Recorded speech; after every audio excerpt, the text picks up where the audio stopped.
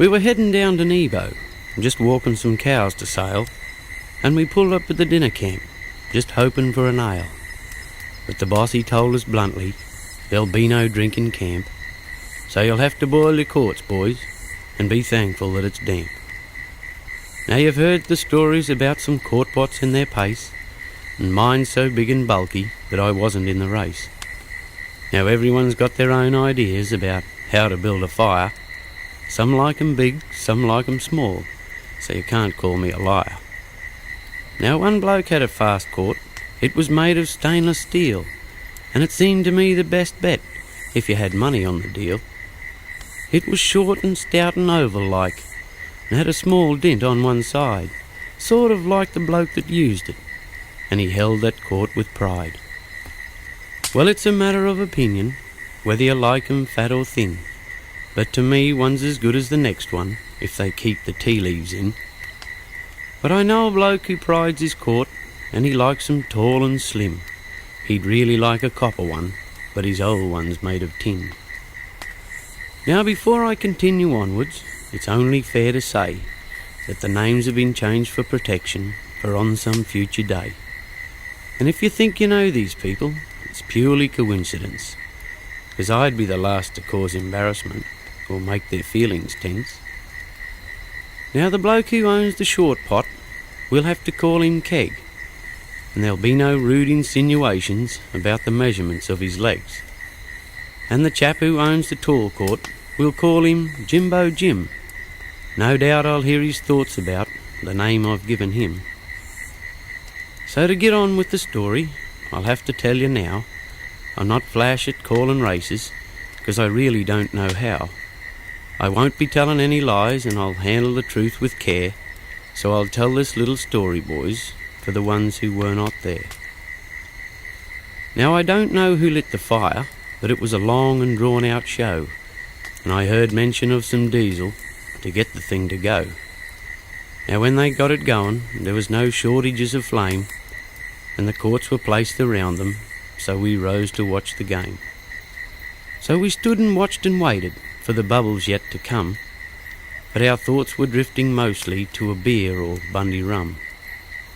Now there seemed to be confusion on whose was first to go, so I won't interfere at this stage, I'll just get on with the show. Well, it soon became apparent Jimbo Jim's was first to roll, and he quietly turned to fetch his tea leaves off the pole. As he walked towards the fire, his expression looked quite hurt when he saw his faithful quart pot had laid down in the dirt. Now Jimbo seemed resentful that his quart had fallen over, and he kicked it with his right foot toward the old boss drover. Well, he never got disheartened, but his words were very few, and I didn't hear him answer when the boss said, "What's wrong with you?" He quickly filled the quart pot right up to the brim, and scratched the coals together and poked the slim pot in. Now old Keg was watching quietly as his quart began to boil, while Jimbo Jim sat restlessly beside the dampened soil. Now just to give you some more details, there was 6 quarts on the fire, and Keg was boiled and lifted off. It's true, mate, I'm no liar. And Jimbo sat dejectedly, just watching for the bubbles, and 5 of us tried desperately not to make fun of his troubles. So we sat and waited patiently. It seemed like bloody hours, and the quarts had boiled and made the tea, and we were drinking ours. Then finally it happened. The steam rose to the top, the bubbles rolled, the water boiled, and the tea went in the pot. Now Jimbo Jim seemed more relieved he'd made his pot of tea, so now to get his sandwiches from the pack just next to me. As I spoke some words of comfort to help him with his pain, Jim spun around and looked at me, and guess what happened again? Yes, the quart pot full of nice hot tea was lying on its side, and the look on Jimbo's face this time would make an angel cry. Well, he looked at it and shook his head and called himself a fool, and blamed himself accordingly, for he'd broke a golden rule. Well, he headed off once more to get potful number 3, and placed it on the fire and asked around for tea. Now, you don't mind helping blokes out when they're getting somewhat bound, but I don't like seeing people tip their tea out on the ground.